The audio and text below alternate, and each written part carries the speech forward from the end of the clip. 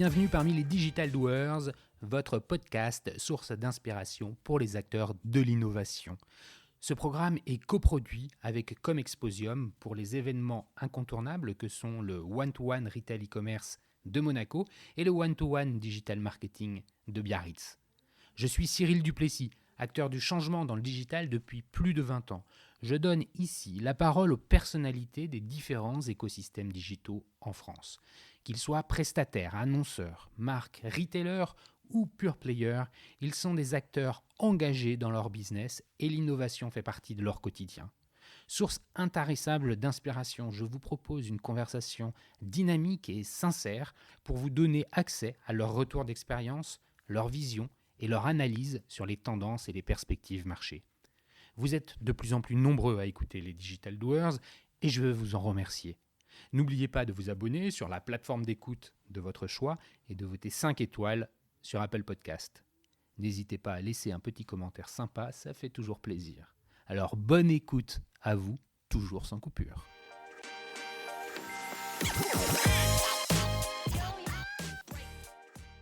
Cet épisode s'inscrit dans le cadre du One-to-One Le Live, la journée 100% digitale en collaboration avec BFM Business et qui remplace l'édition 2020 de l'événement One-to-One Retail e-commerce de Monaco.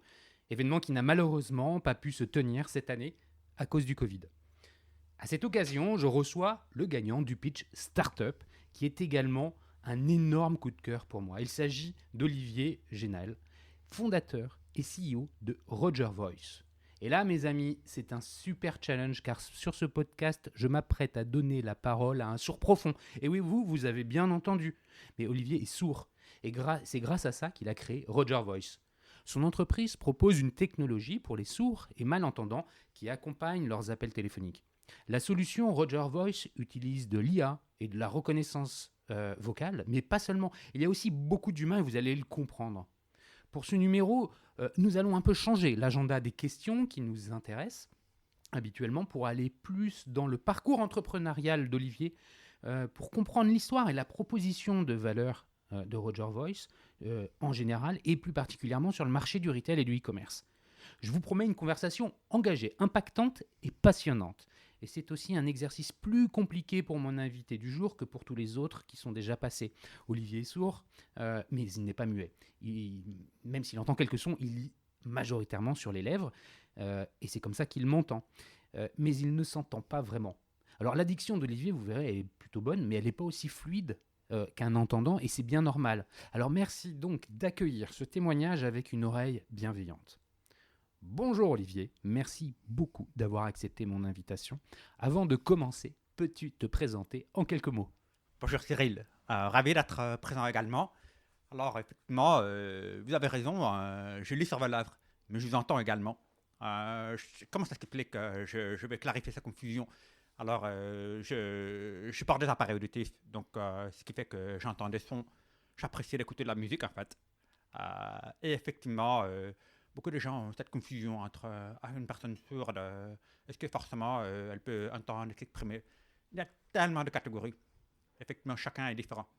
Donc on ne peut pas forcément tomber sur exactement la bonne compréhension de si la personne me perçoit ou pas. Donc effectivement, j'adore la musique. C'est pas évident de comprendre comment est-ce que je peux entendre, mais je ne peux pas vous entendre quand vous parlez. Je vous entends, mais je lis sur vos lèvres et vos lèvres me permettent de repérer les consonnes dans votre voix que j'arrive pas à percevoir par l'audition. C'est assez complexe. Imaginons un peu comme si vous étiez face à une peinture impressionniste. On voit l'image de ce qui se passe, on comprend ce que le peintre veut évoquer. Le détail manque. Pour moi, vos lèvres sont le détail. C'est une explication qui est super. C'est une image excellente. Et merci d'apporter cette précision pour tous ceux qui ne sont pas confrontés de près à la surdité, aux problèmes d'audition. C'est une explication qui est importante et qui prend beaucoup de sens. Effectivement, je le vois bien, tu lis sur les lèvres et le port du masque est quelque chose qui rend plus compliqué l'échange et la communication pour toi. Mais ça te permet de rajouter les consonnes et c'est quelque chose qui est très clair. Merci pour cette précision. Maintenant, est-ce que tu peux nous raconter ton histoire ? T'as un profil quoi ? Ingénieur, commercial ? Qu'est-ce que tu as fait ? Par où t'as commencé ? Ben écoute, c'est à la croisée de beaucoup de choses. Mais justement, ma surdité en est justement le socle sur lequel je suis parti. C'est juste déjà de comprendre comment est-ce qu'on communique en tant que personne sourde. Quelles sont les barrières de la communication? Déjà, ça, c'est énorme comme enjeu. Aujourd'hui, il n'existe pas, à mon sens, un système facilité de pouvoir communiquer par téléphone avec une personne malentendante. C'est pas évident. On a eu la révolution du SMS, le email, tout ça, ça m'a changé la vie. Je me souviens encore, à la fin des années 90, entrer à l'université, avoir des PC, des ordinateurs aux États-Unis, tout le monde échangeait tout ça. C'est... Waouh! J'avais la tête. Parce que tu parles des États-Unis. Attends, avant qu'on rentre sur ces révolutions-là, toi, tu as fait des études. Tu parles des États-Unis parce que tu as vécu aux États-Unis. Tu vas nous le dire. Tu as plutôt un profil quoi? Ingénieur, un profil commercial, un profil. Comment tu te décris? Alors, pas du tout. Hein. J'ai un profil littéraire, rhétorique, affaires internationales. J'ai fait des études pour devenir diplomate. Je travaillais dans des ambassades. Donc, j'ai fait mes études à Berkeley, aux États-Unis. Ouais. Puis à Sciences Po à Paris. D'accord. Puis, justement, moi aussi, j'ai attrapé le virus du premier boom Internet. Quand tu finis tes études, c'est en quelle année? Ben, j'ai terminé mes études en 2004. Et donc, fin 90, j'étais à l'université à Berkeley. Ben, il y avait déjà des étudiants qui travaillaient dans le dortoir à monter leur premier site Internet pour livraison à domicile des nécessités de la vie étudiante, des brosses à dents, des cookies tard le soir à minuit. C'était vraiment l'effervescence sur le campus déjà, à la fin des années 90. Et là, tu arrives après Berkeley, tu arrives à Paris. Il y a un gap. J'imagine qu'il y a une différence qui est très forte sur les nouvelles technologies. Tu me dis que tu arrives à Sciences Po, c'est ça? Oui, c'est ça. Sciences Po, à ce moment-là, c'est probablement pas Berkeley. Sciences Po vivait sa mini-révolution à l'époque également. Donc, effectivement, ils ont ouvert leur cybercafé dans une librairie. Et aussi, Sciences Po avait passé un cursus de 3 ans à 5 ans à l'époque pour accueillir davantage des étudiants internationaux, dont j'en faisais partie. Mais tu es français pourtant. Ah, je suis né aux États-Unis. Mes parents sont français. Ouais. Mais ils vivent à Los Angeles. Et je suis né là-bas. Ok. Donc tu es franco-américain. Je suis franco-américain. Donc tu arrives en France, tu fais tes études à Sciences Po et tu te prédestines à une carrière de diplomate. C'est comme ça qu'il faut le comprendre.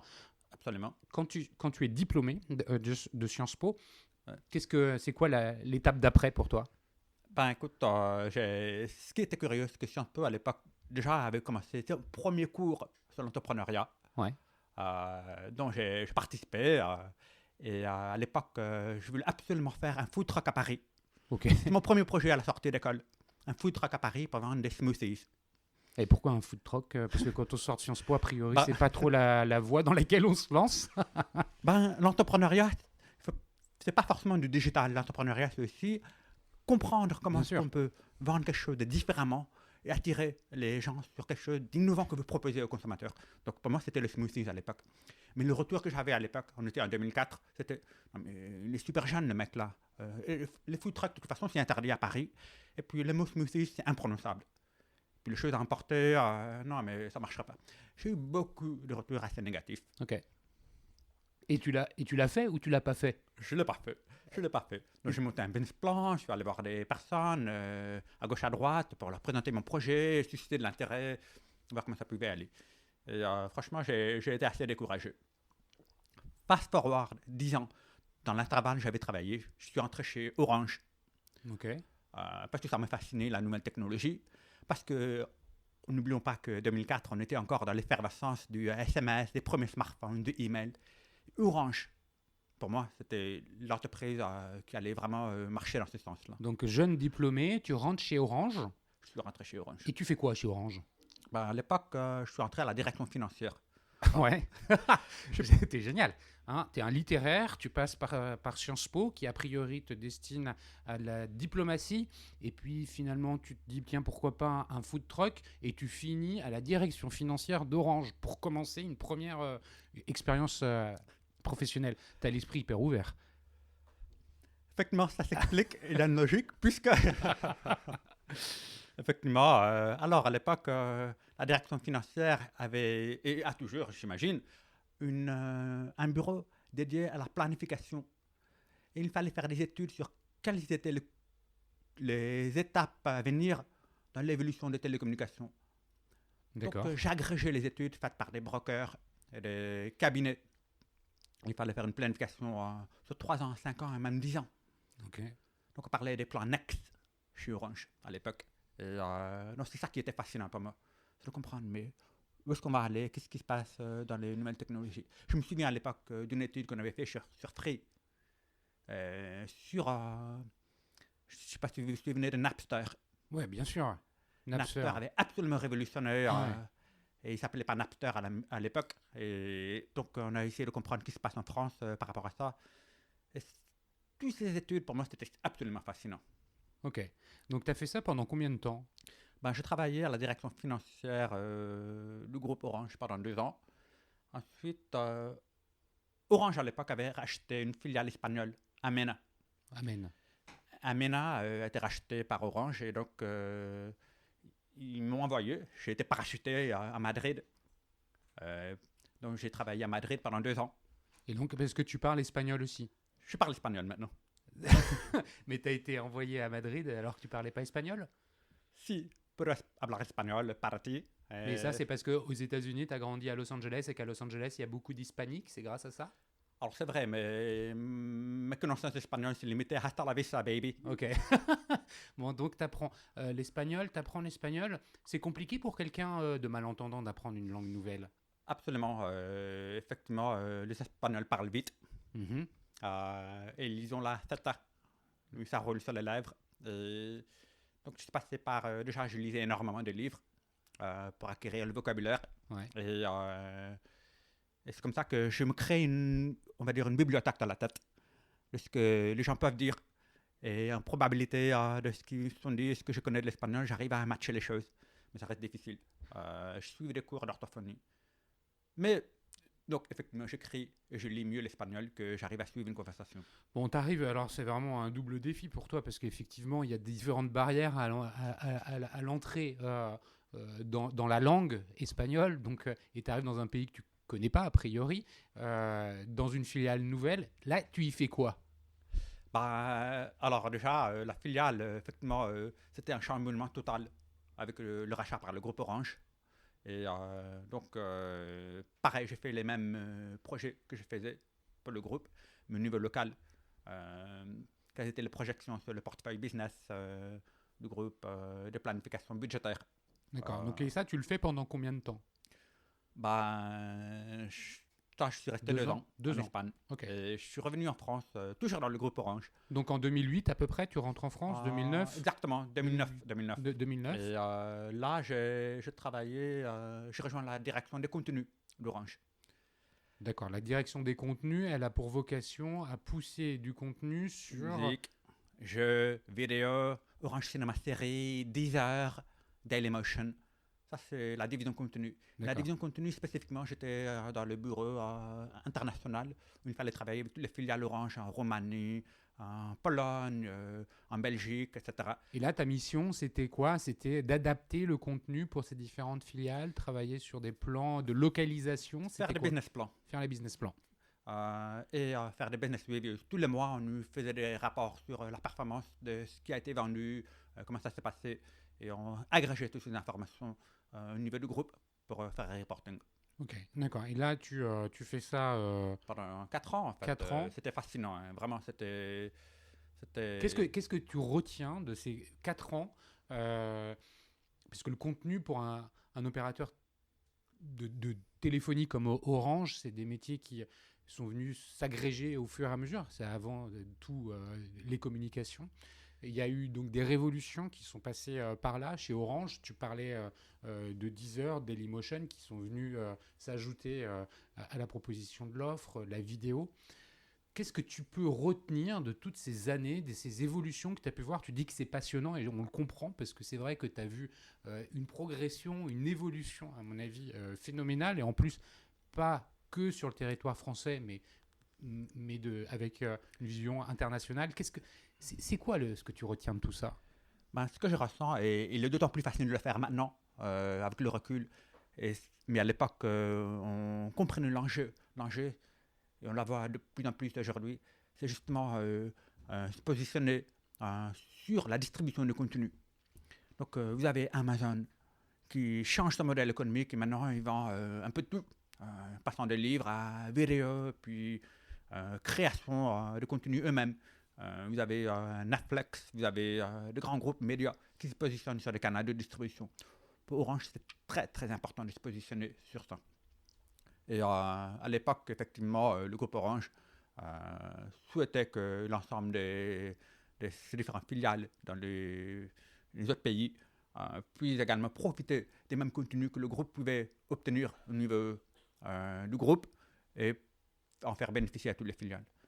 L'enjeu reste encore aujourd'hui critique, absolument critique sur la distribution des contenus. Et, vous le voyez bien avec les différents enjeux sur les smartphones, sur les box que vous avez à la maison. On vous propose Orange Cinéma Série, on vous propose différents contenus. Tous les opérateurs ont ces mêmes enjeux. Ce n'est pas spécifique à Orange du tout.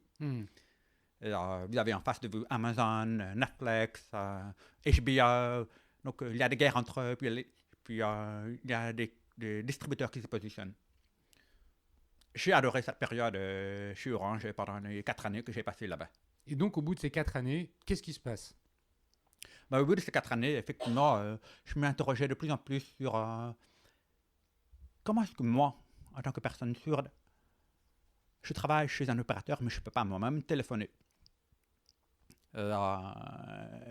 J'ai toujours gardé un œil sur ce qui se passe dans l'évolution technologique. Et j'ai eu un déclic en 2011. Steve Jobs présente Siri. Il n'y a rien de nouveau dans la reconnaissance vocale. Qu'est-ce qu'il y a de nouveau? La distribution. Siri est entrée dans tous les portables iPhone. On pouvait parler à son iPhone et ça écrivait ce qu'on disait. Et c'est cette accessibilité de la reconnaissance vocale qui a changé la donne. Deuxième révolution avec ça, c'est l'agrégation de toutes ces informations, tous les gens qui parlent à Siri.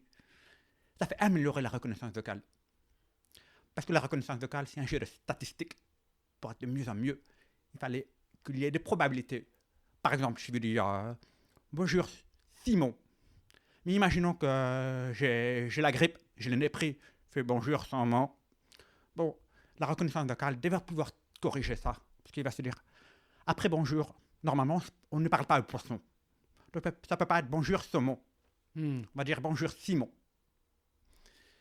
Et ça, c'est l'intelligence. Ça, c'est l'intelligence artificielle qui vient compenser et l'apprentissage en Absolument. machine learning. C'est de ça dont il s'agit. C'est absolument ça. Et Siri, tout le monde s'en moquait au début. Parce qu'on lui parlait, ça sortait des blagues, c'était n'importe quoi. Steve Jobs voyait plus loin que ça. Et je pense que beaucoup de personnes ont compris l'enjeu. Tout de suite après, il y a eu Google, il y a eu Alexa qui est sorti, Cortana chez Microsoft. C'était vraiment l'époque où la reconnaissance vocale explose et est devenu grand public, mainstream, une des fonctionnalités de reconnaissance vocale que tout le monde aujourd'hui utilise. Ça, c'est ce qui va être quelque part un tournant pour toi, un tournant technologique. Et là, tu te dis, voilà, je suis chez Orange, je ne peux pas téléphoner alors que c'est un opérateur téléphonique à la base. Il y a cette technologie de reconnaissance vocale qui vient redistribuer les cartes pour des gens comme moi. Comment après, ça c'est une réalité. Qu'est-ce que tu fais? Oui. Alors effectivement, c'est pas un projet facile. Déjà, il fallait agréger différentes technologies dans la téléphonie.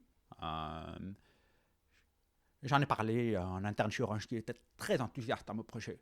J'ai vu, là, c'était les prémices de Roger Voice. C'était déjà un petit peu du c'est ça. Ouais. C'est ça. À l'époque, déjà en interne, j'en parlais. Je suis allé voir différents responsables, Orange Valley, le Technocentre, le directeur technique d'Orange. Et beaucoup de personnes ont vraiment apprécié ce projet, m'ont vraiment encouragé. Ce qui fait que, à un moment, je me positionnais en me demandant est-ce que j'arriverais à développer ce projet en interne chez Orange. Et c'était pas évident, vraiment pas évident. On vous rappelle encore que on était à la frontière de cette ère de start-up en France à l'époque déjà. Et, on avait les tout premiers accompagnateurs de start-up à l'époque. Donc là, on est en 2013. On est en 2013 exactement. Exactement. Et il y avait le camping à l'époque, pour ceux qui s'en souviennent.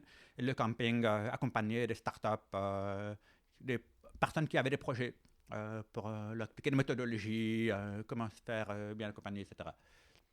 Et j'ai assez rapidement compris entre l'accélération que je peux avoir en faisant ça moi-même ou en le faisant en interne chez Orange. C'est pas pareil. En 2013, là, quand tu as déjà une carrière de quasiment 10 ans. T'as quel âge à peu près Aujourd'hui, je vais bientôt avoir 40 ans. Voilà, donc t'as même pas 35 ans quand en 2013 tu te dis je vais me lancer là-dedans. Absolument. J'avais 32 ans, 33 ans. Tu finis par partir de chez Orange et tu vas intégrer tu vas intégrer quoi? C'est ça. À l'époque, déjà, je voulais absolument faire ce qu'on appelle du bootstrapping. Ouais. Gérer soi-même son projet et attirer soi-même ses clients et ses premiers... Et là, tu pars, tu démissionnes de chez Orange, ils te laissent partir en écrasant une larme. Ouais, non, mais où c'est conflictuel. Comment ça se passe bien le départ? Ils te disent. Ça s'est super bien passé. On m'a vachement encouragé chez Orange. La direction, c'est important. était très enthousiaste. C'est très important. Carrément. Parce que tu vois, tu peux le faire. Tu avais une mise de fonds, tu avais de l'argent déjà aussi pour commencer ton projet. Oui. Ouais. Tu vas rejoindre cet incubateur en fait de start-up. Lequel, tu dis? Alors, effectivement, j'ai rejoint deux incubateurs, accélérateurs plutôt, on va dire, à l'époque. Donc, il y en a un qui s'appelait The Family, et qui venait de se lancer. C'était un des premiers projets qui a été retenu. Son fondateur, Oussama Hamar, que je rencontre un jour, me dit tout de suite, tu es complètement fou. Viens. Mais je vais t'accompagner. J'adore ton projet. Et l'autre projet, c'est un accélérateur pour des projets un peu plus entrepreneuriat social et solidaire, qui est vraiment génialissime. Ça s'appelle Make Sense. Make Sense. Okay. Et Make Sense, à l'époque, j'ai rencontré Alizé. Et Alizé, pareil, venait de lancer son projet. Et pour elle, c'était une évidence de vouloir m'accompagner, de travailler sur mon projet. Et avec ces deux-là, je n'ai pas eu le même accompagnement. C'était très bénéfique parce que tout était assez nouveau à l'époque. Et j'apportais aussi mon bagage. Les enjeux pour toi à ce moment-là, j'imagine qu'ils sont quand même technologiques, fortement. Très. Et tu l'as dit, tu n'es pas un ingénieur. Tu n'es pas porteur d'une expertise technologique. Il faut te trouver quelqu'un qui va t'accompagner là-dessus. Comment tu fais? Alors effectivement, c'était une grande difficulté. J'étais à l'époque accompagné de deux amis. Donc un ami qui était plus dans product marketing, et un autre ami qui était plus lui-même ingénieur. Et, donc on avait développé les premiers prototypes avec pas mal de difficultés quand même, parce que la reconnaissance vocale intégrée dans la téléphonie, c'est difficile. Chez The Family, j'ai fait la reconnaissance d'un développeur qui absolument avait hacké un système sur un ordinateur qui m'a complètement coaché. Steve Morin. Et lui, c'est là où j'ai eu le déclic. J'ai dit, ça va marcher. Ça va absolument marcher. Et dès que j'ai eu les premiers prototypes qui pouvaient fonctionner, j'ai lancé une campagne de financement participatif sur Kickstarter. Kickstarter, à l'époque, en France, tu ne pouvais pas ouvrir un compte Kickstarter. Il fallait avoir un compte bancaire américain. Ça tombait bien. Tes parents étaient américains. Voilà. Donc, je pouvais ouvrir un compte en banque aux États-Unis. J'ai lancé une campagne Kickstarter. Et, j'ai eu mes premiers fonds à l'époque. C'était mais ouf, incroyable. Et là, tu as récolté plus que ce que tu ne voulais. Parce qu'on met un montant en fait sur Kickstarter. Tu veux récolter, je sais pas, 10 000 euros. T'as récolté plus que ce que tu voulais. C'est tout un enjeu psychologique en fait dans la levée de fonds sur une campagne comme Ouais. Kickstarter. Ouais. Si on vise très très haut, on a des chances de ne pas arriver à notre target. Si on vise trop bas, c'est pas assez ambitieux. Il fallait trouver un juste niveau. Et donc, j'ai dit, OK, on va lever 20 000 euros, ce qui me permettrait de financer des freelances pour développer. C'était aussi dans l'espoir de dépasser ce montant et de le doubler. Et on l'a presque doublé, effectivement. On a fini par lever 35 000 euros Ok. en un mois. Donc ça, on est à quelle époque C'était là? fin 2014. Fin 2014. Donc il y a un peu, ouais, il y a 6 ans bientôt. Il y a 6 ans. Et là, tu recrutes tes premiers freelances. Tu fais avec eux, j'imagine, du développement produit. Technique, non? Je fais ça avec des freelances. Ouais. Donc, un designer interface qui faisait les premières maquettes de à quoi ressemblerait l'application mobile et une agence externalisée de développement informatique en Pologne. Vive l'Europe! Et ça s'est super bien passé, vraiment. Donc, on avait le premier prototype. L'application est sortie en 2015, un an plus tard. Et les personnes ont téléchargé. Non, mais c'était incroyable, quoi. Il y a des gens qui sont tombés des nues. Donc là, en fait, tu proposes une solution au marché, mais c'est qui le marché? C'est qui sont les utilisateurs de cette app? C'est ça. Mais c'est qui? C'est ça. Ben, justement, là, c'est comment est-ce que les gens ont découvert ce truc, tout ça. J'ai ciblé le mass market, c'est-à-dire les grands journaux, que ce soit Le Figaro, que ce soit Forbes, etc., pour que les gens comprennent. Pourquoi j'ai ciblé ça? Parce que les personnes malentendantes sont partout. Ouais, mais alors là, l'utilisateur de ta solution, c'est Les personnes malentendantes. les personnes malentendantes qui vont pouvoir, je veux juste comprendre, te faire dire en fait pour nos auditeurs la proposition de valeur finalement de Roger Voice, c'est pour une personne malentendante, on a l'application sur son téléphone et on l'utilise pour pouvoir téléphoner. C'est ça? C'est ça. De l'autre côté, la personne que tu appelles, elle a besoin elle aussi de l'application. Oui et non. Non, elle n'a pas besoin de l'application. On peut appeler n'importe quel numéro fixe ou mobile dans le monde. Comment ça fonctionne?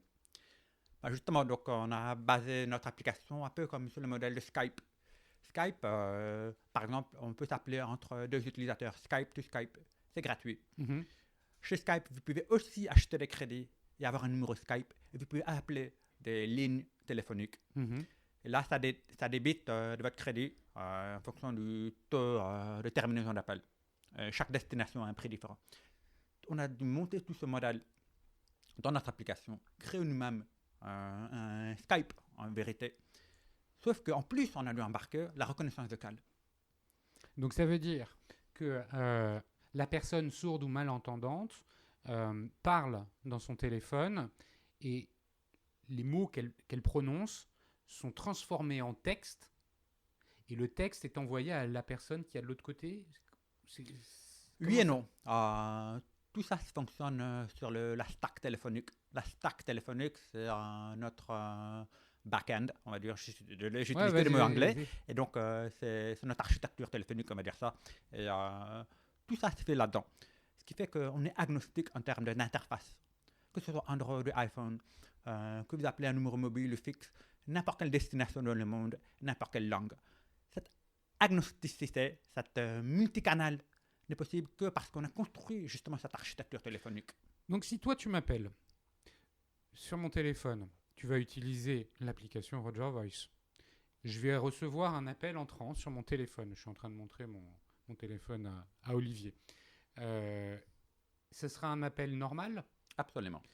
Je décroche et là je vais t'entendre parce que tu arrives à parler. Donc Oui. si tu parles, tu vas me dire oui bonjour Cyril, c'est Olivier. Et moi je vais te répondre salut Olivier, comment ça va? Qu'est-ce que tu vas voir ou pas entendre pour le coup, qu'est-ce que tu vas voir sur ton téléphone? Alors, je vais effectivement avoir l'application ouverte sur mon téléphone.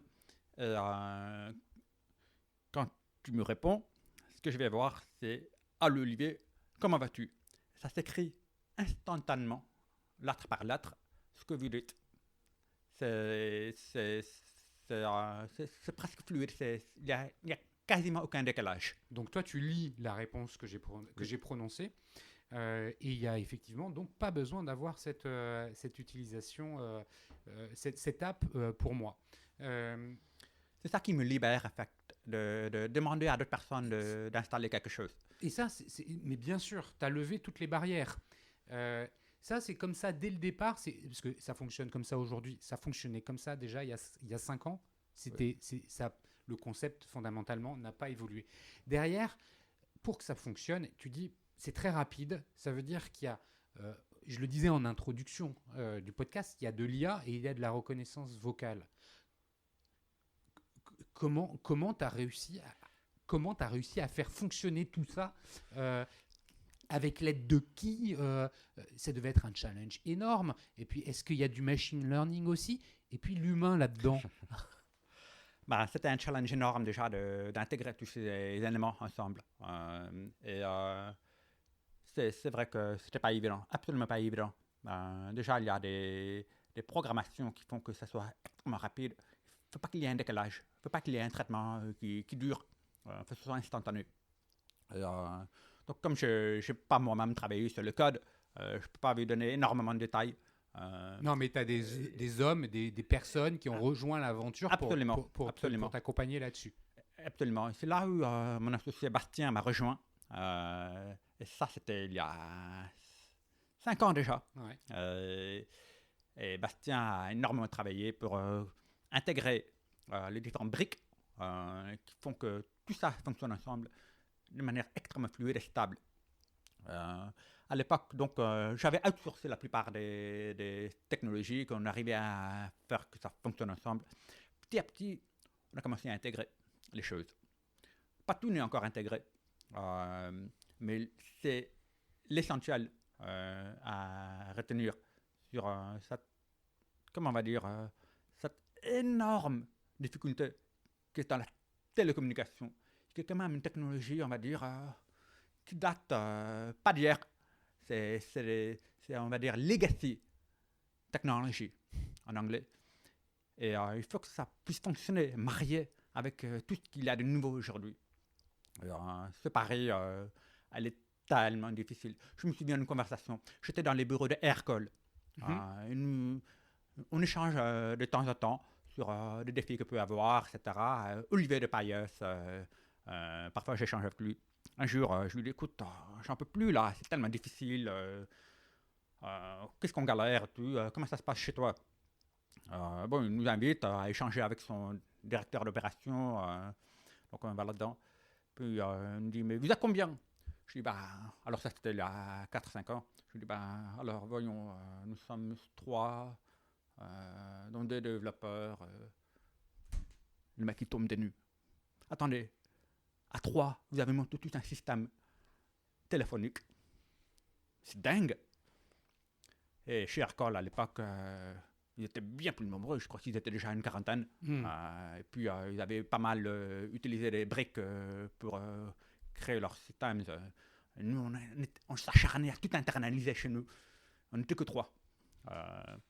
Et c'est dire que c'était un énorme défi. On était obligé de passer par là. Donc ça y est, c'est fait, ça fonctionne. Le business model, c'est, tu as commencé à le dire, une application qui est gratuite pour les utilisateurs.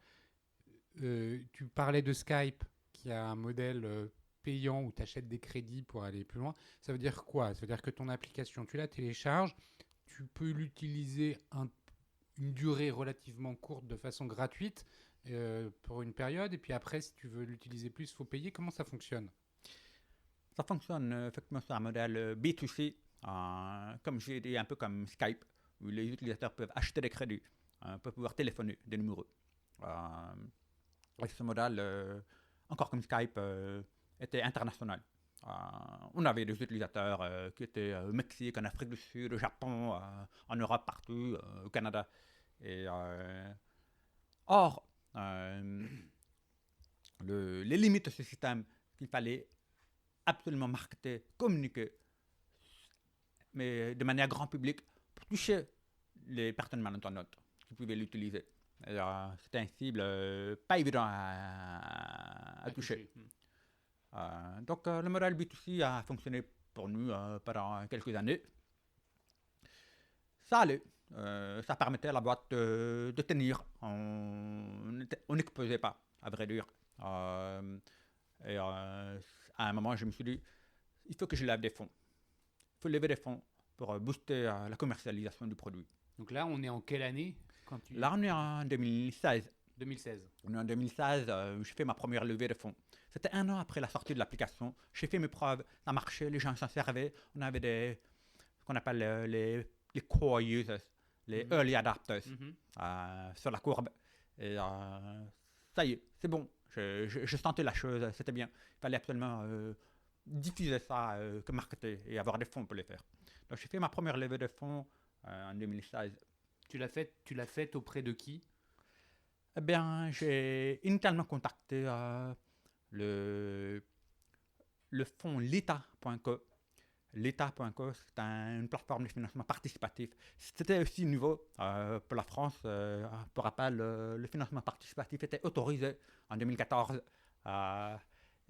Donc, j'ai voulu passer par là parce que je me suis dit, ça c'est un enjeu que les gens vont apprécier. Je ne voulais pas d'un seul groupe ou d'un fonds principal qui investissait. Je voulais que ce soit validé, entre guillemets, par les personnes qui soutenaient ce projet. Donc là, la population. Tu lèves quelle somme? Alors, on a levé 600 000 euros. Ouais. Et il y a eu un co-investissement. Là où l'État ont permis d'avoir les premiers investisseurs particuliers qui arrivaient dessus, on a été suivi par des clubs de business angels, dont notamment Femmes Business Angels et Business Angels de grandes écoles. Okay.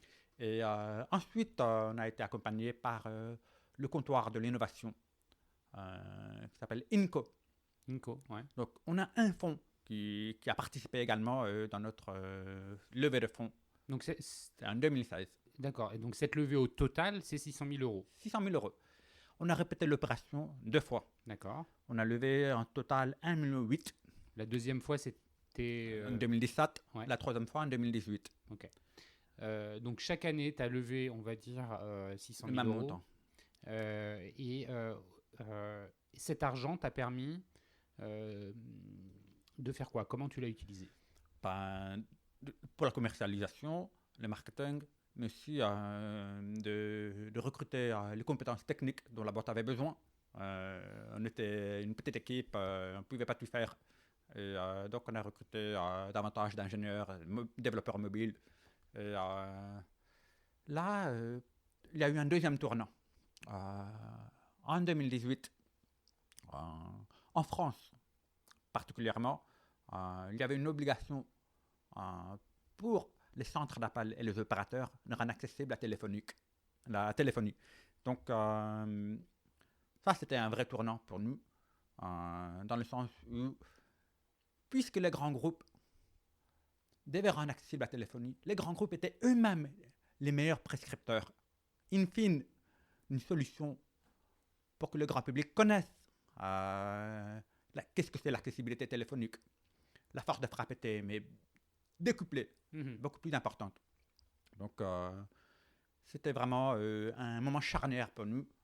Parce que là, ce qui se passe, c'est que ces personnes-là, ces grands groupes qui mettent en place l'accessibilité téléphonique, oui. Cherchent sur le marché ce qui existe comme solution. Exactement, il existe. Ils viennent te voir. Alors, tu veux aller voir. Effectivement, donc, alors on n'est pas arrivé sur un terrain vierge. Il y avait déjà des solutions en place, notamment pour l'accessibilité téléphonique pour des personnes sourdes qui signent. Une personne sourde signante va demander à un interprète en langue des signes de traduire les propos. Et un interprète en langue des signes traduit les propos de son interlocuteur et vice-versa, du français à la langue des signes. Et en France, auprès des centres d'appel, il existait déjà des entreprises qui proposaient l'accessibilité téléphonique en langue des signes. moi, quand je suis arrivé, je proposais la transcription écrite avec la reconnaissance vocale. Et ça n'existait pas sur le marché. Mhm. Et je n'adressais pas tout à fait les mêmes cibles non plus.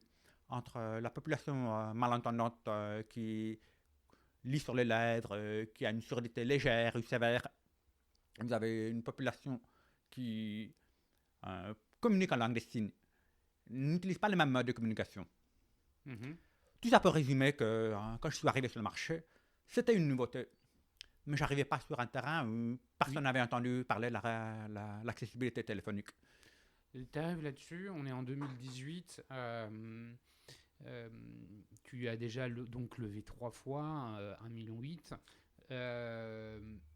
Avant qu'on aille sur la façon dont tu adresses le marché et comment tu te positionnes sur peut-être des enjeux plus B2B que B2C, parle-moi un peu de l'arrivée des humains dans le processus. En arrivant dans tes bureaux, on enregistre dans tes bureaux, tu m'as montré une partie où il y a des personnes dans des box qui accompagnent d'autres personnes, soit en langage des signes ou en tapant, en corrigeant à la main des conversations. Raconte-nous un peu cette dimension qui vient s'ajouter à l'IA et à la reconnaissance vocale finalement. Absolument, absolument. Alors, pour revenir sur ça, comment on a pu intégrer tous ces éléments? C'est parce que comme on est parti sur une plateforme téléphonique propre à nous, et comme on a pu intégrer pas mal d'éléments, on a pu compléter avec des nouvelles modes de communication. Et, à l'époque, quand je suis arrivé sur le marché, l'autre nouveauté, c'était que justement, c'était une application mobile qu'on pouvait télécharger à tout moment. Et ça a éliminé pas mal de barrières parce que jusqu'ici, la plupart des modes d'accessibilité téléphonique, il fallait avoir un ordinateur, un compte dédié, etc. C'était quand même pas évident, on va dire, de passer un appel téléphonique. Donc, lorsque j'ai voulu intégrer de nouveaux modes de communication, c'était déjà d'utiliser les mêmes stacks téléphoniques qui proposent la vidéo. Et encore une fois, on revient à l'exemple de Skype qui propose également la vidéo. Donc nous, on a ajouté la vidéo. Cette vidéo, effectivement, permettait à une personne dans la conversation d'échanger en langue des signes puisqu'on pouvait voir la personne. Et l'interprète donc faisait le relais entre une personne entendante et la personne sourde. C'est pour ça qu'on appelle aujourd'hui communément ce service le relais téléphonique. Et alors, donc aujourd'hui, tu as différentes personnes réparties sur différents sites qui viennent compenser finalement ce que l'IA et la reconnaissance vocale ne peut pas faire. Donc, ce qui est intéressant finalement, c'est vraiment ce triptyque entre l'IA, la reconnaissance vocale et l'humain, et que l'humain est très fortement engagé. Finalement, le gros du personnel qui travaille pour Roger Voice, il le fait pour justement accompagner ces personnes malentendantes. Ça me fait dire justement, en fait, ça n'a pas rien à voir, mais je reviens, je viens de prononcer le nom, Roger Voice. D'où il vient ce nom? Effectivement, le terme Roger, ça a ses origines dans l'aviation, la radiocommunication américaine, notamment anglaise, et, qui signifie reçu 505. Donc les pilotes de l'air disaient Roger that. Et j'étais inspiré à l'époque parce que il y a eu un exploit. Il y a eu un exploit. Un homme a sauté depuis des milliers de kilomètres dans l'espace en parachute. Je me souviens un bien. saut libre avec l'équipe Red Bull. Felix Baumgartner, l'astronaute. Donc son équipe sur Terre lui disait tu es prêt? Bon, bah, détache la ceinture. Felix Baumgartner, l'astronaute, répond Roger. Et il saute, il se lance. Ça m'a inspiré. C'est cette histoire qui me revient de dire ok, on y go, quoi. Roger, c'est bon, allez. Ok, cool. Merci pour la petite histoire, parce que c'est vrai que souvent les noms ont une histoire, et celle-là, en plus, elle est géniale, elle est bien racontée. D'ailleurs, le logo, pour ceux qui nous écoutent et qui n'ont pas vu le logo de Roger Voice, c'est un avion à hélice de face, stylisé, sur fond vert. Donc on est bien dans effectivement la continuité de cette histoire. Je reviens donc finalement la technologie, elle s'est complétée de l'humain, donc tu as une proposition de valeur technologique, des features, des fonctionnalités qui sont plus fortes. Revenons sur le marché. Le marché du B2B, comment tu l'adresses? Aujourd'hui, tu travailles avec des grands noms. Tu m'as parlé, avant qu'on enregistre, par exemple de la SNCF. Tu m'as aussi parlé de Pôle emploi. Je crois qu'il y a Alliance aussi dans la liste et probablement d'autres que j'ai oubliés. Il y a une ouverture du business sur ce marché B2B. Pourquoi, comment tu fais tout ça? Bien, effectivement, le marché de B2B, c'est là quand tu es client, quand tu as besoin d'un service, tu peux passer par différents canaux.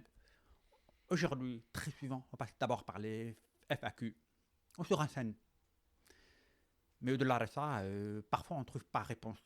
Parfois, il y a une démarche qui nécessite d'avoir un conseiller. On peut le faire par écrit. Ou on peut s'appeler. Et tout le monde le sait, le téléphone est le canal privilégié de la relation client. Et aujourd'hui, vous avez 6 millions de malentendants en France. Vous avez 500 000 personnes qui ne peuvent pas téléphoner. Mais comment vous pouvez ignorer tout ça? Nous, on répond en disant, c'est pas compliqué. On a fait le travail pour vous. Vous avez 2 lignes de code à installer sur votre site. Ça fait apparaître un module qui permet à la personne sourde ou malentendante de joindre leur service. Rien ne change pour l'expérience de vos conseillers. Comme on vous a expliqué tout à l'heure, sur le téléphone, vous appelez comme si c'est normal. Mais de mon côté, du côté de la personne sourde et malentendante, j'ai l'accessibilité dont j'ai besoin. Et je fais partie donc de vos clients. Et ça, c'est sa proposition de valeur qu'on veut vendre. Comment tu fais pour aller chercher ces comptes? Pourquoi c'est pas facile? Il faut trouver les bonnes portes, il faut convaincre, il y a des comment dire, il y a évidemment une réglementation qui t'est favorable, mais ça fait pas tout le travail. Tu es obligé de prendre ton bâton de pèlerin et puis d'aller toquer aux portes. Et comment on fait ça? Tu as un carnet d'adresses? Tu es aidé? Comment tu as fait? C'est un enjeu énorme. C'est tout l'enjeu du e-commerce, on va dire, mais du commercial tout court. Donc, nous, on partage effectivement les mêmes problématiques que beaucoup de boîtes. Or, on va rajouter ça à 2 dimensions assez spécifiques. L'un, c'est on peut susciter énormément l'empathie, et ça, c'est vrai. Donc, quand on va contacter, par exemple, un directeur marketing, service client, etc., il nous écoute, il apprécie ce qu'on fait. La deuxième dimension qui est spécifique, c'est de dire, mais qu'est-ce que ça nous apporte à notre business? Et c'est là où la conversation s'engage avec le groupe. Quelles sont vos valeurs vis-à-vis de vos clients? Est-ce que vous voulez les traiter tous à égalité? Est-ce que vous voulez les considérer tous parmi vos clients? Comment faire ça? Et c'est là où la conversation s'engage. Pour certains, ça revient à un coût. Et ça s'arrête là. Pour d'autres, ça revient beaucoup plus que ça. Parce que le client, le groupe, sait quelle est l'importance de cette relation avec leurs clients. Et c'est là où on a des clients très forts, très engagés, qui se tournent vers nous, disent « c'est important de faire ça.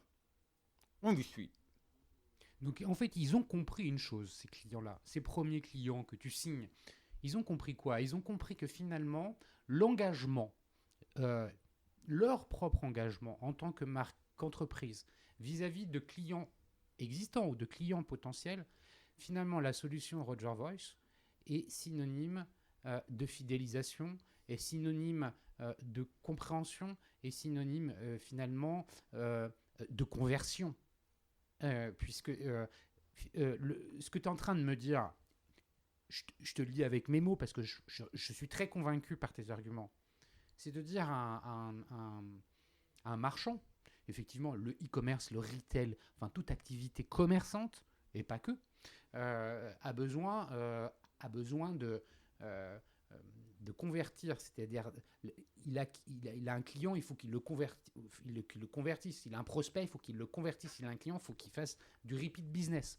Et donc, plus il est captif, entre guillemets, plus il y a de chances que la conversation, la relation qui existe entre le client et l'entreprise soit forte. Et toi, ce que tu es en train de nous dire, finalement, c'est qu'en mettant en avant une solution qui correspond à la problématique singulière des problèmes d'audition, de surdité, eh ben, tu vas capter ce client-là. Et tu vas être une entreprise qui, aux yeux de ces populations-là, comprend le handicap et fait des efforts pour s'adapter au handicap. Et donc, le consommateur, sourd ou malentendant, va se dire, pour la suite, a priori, je vais retourner faire des achats dans cette entreprise-là, chez ce commerçant-là, parce que lui, il me comprend, alors que le concurrent, peut-être qu'il a des produits qui sont peut-être similaires, des prix qui sont peut-être un peu en dessous, mais je sais que je ne peux pas avoir le même niveau de relation, la même qualité dans l'échange que je peux avoir avec cette marque. C'est ça ? Exactement. L'utilisateur se dit, on me comprend. On me comprend. Donc on sait qui je suis. Donc il va être fidèle. Oui. Et ça, c'est vrai que c'est des notions, on en parlait un peu en introduction, comment dans le retail et le e-commerce, on va chercher, il y a différents KPI dans le retail et le e-commerce, il y a le taux d'acquisition, il y a le taux de conversion, et puis il y a par exemple le repeat business. C'est-à-dire qu'une fois qu'on a dépensé de l'argent pour acquérir un client, l'idée c'est de le garder et de lui faire acheter à nouveau sans avoir à le relancer, que naturellement. Et finalement, une solution comme la tienne, elle s'inscrit sur ces différents KPI. Il va venir compenser le taux de conversion, puisque, attends, est-ce que je vais acheter, je ne sais pas, ah tiens, il se trouve qu'il y a un petit module qui permet de discuter avec le service client qui est adapté à ma problématique. Et j'avais une question justement pour savoir si ce produit pouvait me convenir ou pas. Donc là, il y a la conversion qui va augmenter, puisque il va y avoir cette relation, et quand tu es sourd et malentendant, avoir un site qui te propose par exemple ce type de conversation-là, ça t'engage à convertir ton panier, donc à passer sur le check-out et à valider ton panier. Donc le taux de conversion qui augmente, et puis de la même façon, tu vas vouloir revenir, tu vas pas te poser la question, attends, sur ce site-là, je sais que de toute manière, il y a des gens qui peuvent me comprendre, m'entendre, et avec qui je peux discuter. La prochaine fois que je reviens, je me pose pas la question, je reviens sur ce site-là. Oui. C'est ça. Exactement. Donc aujourd'hui, dis-nous un peu qui sont tes clients. Orange, est-ce que tu as signé Orange ? Orange est notre meilleur client aujourd'hui. Tant mieux. Donc tu as Orange, j'ai cité la SNCF. Qui sont les autres types de clients aujourd'hui qui utilisent tes solutions ? Alors, donc nous avons deux types de clients aujourd'hui. Nous avons les clients pour les centres d'appel dont on nous a parlé à l'instant même, qui est celui de rendre accessibles les services clients, les conseillers, la réclamation téléphonique, etc., etc. Ça, c'est une activité avec qui on travaille pour GRDF, 8 SNCF, Alliance Worldwide Partners, nous avons Pôle emploi, nous avons le gouvernement pour le numéro du coronavirus, ainsi de suite. Nous avons également un autre volet, un autre profil de clients, qui sont les opérateurs télécoms eux-mêmes. Les opérateurs télécoms également proposent à l'ensemble de leurs abonnés nos services. C'est-à-dire que si un particulier cherche à appeler ses parents, ou la pharmacie, ou la crèche, ou un garage, comment est-ce qu'il va faire ? Et c'est là où il télécharge l'application Rogeveus et il peut passer des appels accessibles, transcription écrite, langue des signes, langue parlée complétée. Et tout ça, c'est aujourd'hui ce que proposent les opérateurs en France, grâce à l'application Rogeveus. Nous avons été retenus, nous avons gagné un appel d'offres avec la Fédération française des télécoms en 2018. Et c'est là, effectivement, que ça a permis d'accélérer notre activité. Aujourd'hui, l'ensemble des personnes en France qui souhaitent pouvoir téléphoner qu'une surdité peuvent avoir 1 heure par mois d'accessibilité téléphonique proposée par leur opérateur. Pour faire ça, ils téléchargent l'application, ils peuvent appeler qui ils veulent. Donc, quel que soit ton opérateur, Absolument. Orange, Bouygues, SFR. Free, etc. D'accord. Donc ça, c'est très important de le mentionner. On me fait des signes, il y a peut-être un opérateur qui n'est pas dans la liste. Exactement. Et sur lequel ils ont également un service propre à eux. On dit qu'ils... Ben non, ils ont un autre service. Non, mais quel est l'opérateur qui propose pas Roger Voice? C'est Free. C'est Free. Ok. En dehors de Free, juste pour être exhaustif. Donc partout ailleurs, on peut avoir cette heure d'accessibilité gratuite, quels que soient quasiment tes opérateurs. Xavier Niel, hein, si tu nous entends, il faut changer ça pour qu'il y ait une forme d'homogénéité. Et puis, comment dire, après, on peut souscrire en fait à des abonnements qui vont augmenter, c'est ça, quand tu es utilisateur, qui vont augmenter la durée d'accessibilité, ou comment ça fonctionne? Eh bien, dans l'application, quand vous téléchargez, ça reconnaît tout de suite que vous êtes sur le réseau Bouygues. Il vous propose donc 1 heure. Et vous avez un jauge en fait dans l'application qui vous montre votre consommation dans le mois. C'est extrêmement simple. Franchement, l'utilisateur n'a rien à faire qu'à part entrer son numéro de téléphone pour recevoir un code de son opérateur pour valider son abonnement et sa ligne. Puis c'est parti, quoi. Rochevox est parti sur un principe de privacy by design. On ne sait rien sur le profil de nos utilisateurs, qui ils sont, qu'est-ce qu'ils font, etc. On n'a pas cette information. Leur accessibilité n'est pas quelque chose qu'ils ont à divulguer. Quels moyens de communication, etc. ils utilisent. Donc ils sont dans le confort de savoir qu'ils peuvent appeler qui ils veulent et qu'ils n'ont pas à se soucier de déclarer qu'ils ont besoin de tel ou tel autre service. Ça, c'est quand même une notion qui est très forte, parce que c'est vrai que quand on dit quand tu dis à tes clients B2B, voilà, il n'y a pas de problème d'accessibilité, puisque n'importe qui peut finalement quasiment tout le monde utiliser ces services-là. C'est compris dans le package téléphonique. Qu'est-ce que tu as envie de dire aujourd'hui aux commerçants et aux retailers? Tu vois, il y en a beaucoup qui sont venus sur ce podcast, il y en a beaucoup encore qui vont venir. Tu vois, j'ai eu des gens comme l'Occitane, des gens comme Club Med, But, enfin beaucoup de retailers. Qu'est-ce que tu leur dis à ces gens-là sur la proposition de valeur que tu as? Comment on fait pour discuter avec toi? Parce que c'est ça aussi, c'est rentrer en contact avec toi. Comment ça fonctionne? Alors, déjà, nous avons un super site web qu'ils peuvent regarder et où il y a des renseignements pour les services qu'on propose aux entreprises. Plus particulièrement, ce que j'ai envie de dire à beaucoup de personnes qui sont dans le retail, le e-commerce particulièrement. La livraison, aujourd'hui, qu'on a tendance à penser digitalisée. Même d'autres services comme la commande d'un taxi, Uber ou autre chose, on pense très digitalisé. Très souvent. On oublie combien de fois ça vous arrive de finaliser l'interaction par un coup de fil. Le livreur qui s'en va, qui sonne chez vous. Le taxi qui vous attend. Le courrier qui est passé, qui vous demande à quel étage vous êtes. Combien de fois ça arrive? Beaucoup. Le téléphone est un canal qui est toujours présent. On peut digitaliser plein de choses. On vous demande toujours votre numéro de téléphone à un moment, dans l'inscription de votre compte. Et ça ne change pas. Comment est-ce qu'on va rendre ça accessible aux 500 000 personnes dont le simple fait de renseigner un numéro de téléphone dans un compte leur pose une question dans la tête.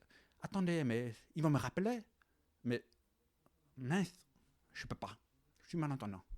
Alors on fait quoi maintenant? Ça, c'est vraiment un argument massue que je vais compléter de quelque chose que tu m'as dit la semaine dernière quand on s'est rencontrés pour la première fois.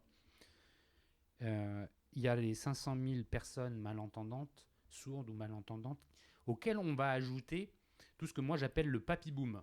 C'est-à-dire les baby boomers, qui deviennent de plus en plus nombreux. C'est la pyramide des âges en France qui veut ça. Donc les personnes âgées, on le sait tous, on en a tous autour de nous, ont des problèmes de sourdité ou voilà, qui se dégradent. Enfin, leur capacité à entendre se dégrade et c'est inéluctable. On voit bien les Audica et autres systèmes faire de la promotion autour de tout ça. Ces gens-là aussi, quelque part, ils viennent s'agréger petit à petit sur finalement ces problématiques qui sont celles des sourds profonds. Ces populations-là viennent un petit peu compléter tout ça. Donc le marché aujourd'hui, il est peut-être à 500 000. Dans 2 ans, il sera peut-être à 600. Dans 3 ans, à 800. Dans 4 ans, à 1 million. Ça va aller en fait potentiellement en grandissant tout ça. Absolument. Et d'autant plus compliqué, on a un contact particulier aujourd'hui. Aujourd'hui, on n'a pas envie de se rendre. Vous allez pouvoir faire tout des gens dans la rue. Et d'autant plus, si vous êtes une personne âgée, vous allez vous exposer à un risque avec le Covid et le coronavirus. Vous allez pouvoir faire tout de chez vous. Donc, le téléphone, ça a explosé pendant le confinement. Et les personnes âgées sont, comme vous dites, exactement cette population dont le besoin est de plus en plus important avec l'âge. La surdité est un fait pour 40% de cette population. Donc comment est-ce qu'on va adresser leurs besoins?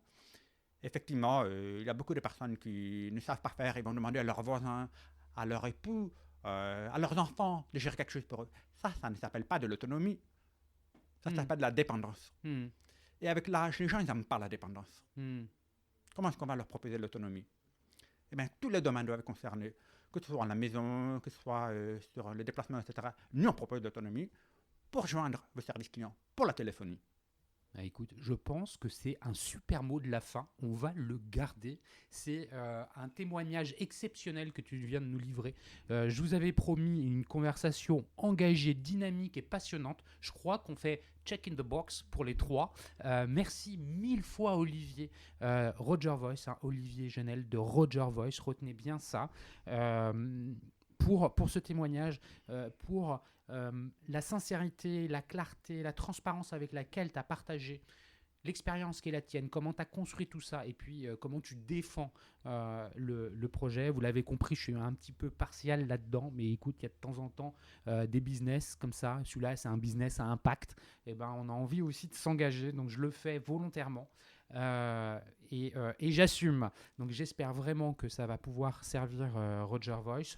Merci à Comexposium, l'organisateur donc des événements one-to-one retail e-commerce de Monaco et le one-to-one digital marketing de Biarritz pour la coproduction de cet épisode. Merci encore à vous tous qui avez fait l'effort de nous suivre pendant plus d'1 heure dans cet échange-là. Je pense que vous avez été autant embarqués que moi. Si vous voulez joindre Olivier, vous pouvez le faire via le site Roger Voice, peut-être aussi via LinkedIn, je sais pas, je sais qu'on est connecté sur LinkedIn. En tout cas, moi, vous pouvez me joindre comme d'habitude sur LinkedIn ou sur le site lesdigitaldoers.com. Olivier, merci 1000 fois. Merci Cyril. À très bientôt. Allez, au revoir. Au revoir.